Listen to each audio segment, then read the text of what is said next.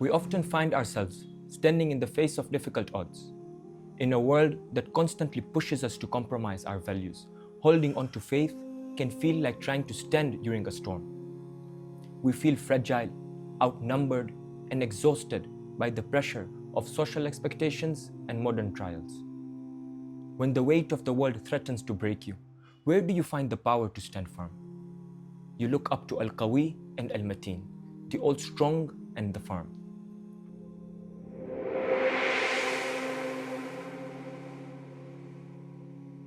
Allah subhanahu wa ta'ala introduces himself in the Holy Quran by saying, Inna Allaha huwa ar-razzaqu dhul quwwatil mateen. Indeed, it is Allah who is the continual provider, the firm possessor of strength.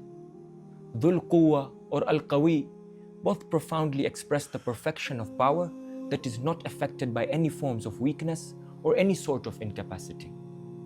Whereas Al-Mateen, when paired alongside the name of Al-Qawiyy, takes it a step further. It refers to the extreme firmness and incomprehensibility of that perfect power. Imam al-Jawad alayhi salam, in an explanation of these names, says, قَوِيًّا لَا بِقُوَّةِ الْبَطْشِ الْمَعْرُوفِ مِنَ الْمَخْلُوقِ. His power is not that of physical strength and force that the created beings know of.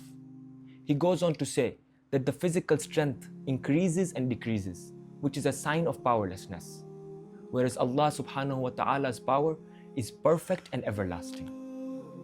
So if one was to take from this true strength, then it is not just about having physical strength, but having the firmness to never break under pressure. And nowhere in human history was the reflection of Al-Qawiyy and Al-Mateen more visible than on the scorching plains of Karbala on the day of Ashura, when Imam Hussain alayhi salam, alongside a mere 72 companions, found themselves surrounded by a massive army of over 30,000 enemies out for their blood. By every calculation of might and force, this small group should have crumbled in terror. They were deprived of water, exhausted, forced to watch their loved ones fall one by one. So why did these 72 stand up against the thousands so firm and determined? Their strength came from these beautiful names of Allah subhanahu wa ta'ala. They did not draw their courage from physical numbers, the sharpness of their swords, or the illusion of worldly power. They drew it directly from Al-Qawiyy and Al-Mateen.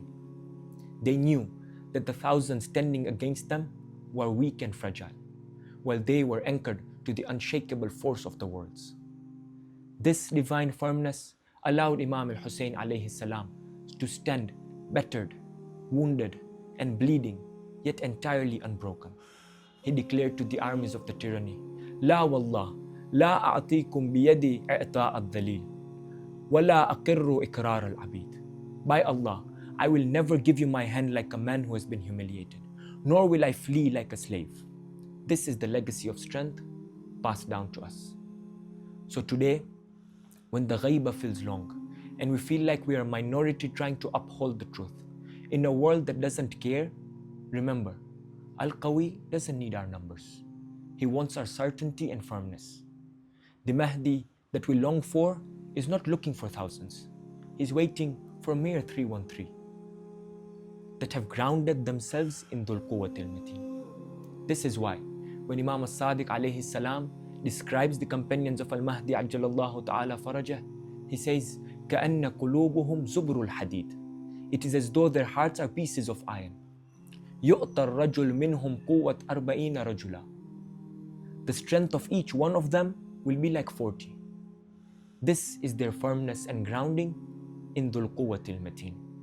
I ask you, Ya Qawiyyu Ya Mateen, you who gave 72 men the power to make history and shattered the empire of Sham, grant us the strength to stand firm when the world tries to break us.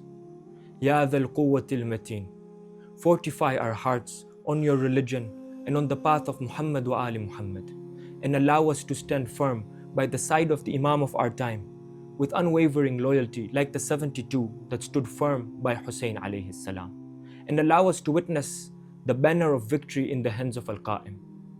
Imam al-Sadiq alayhi salam, when asked how to maintain firmness and steadfastness in the period of ghaiba, showed us the dua al-Ghariq. Ya Allah, Ya Rahman, Ya Rahim, Ya Muqallib al-Qulub, ثبت قلوبنا على دينك. O Allah, O the All-Merciful, O the Specially Merciful, O Transformer of Hearts, make our hearts firm upon your religion.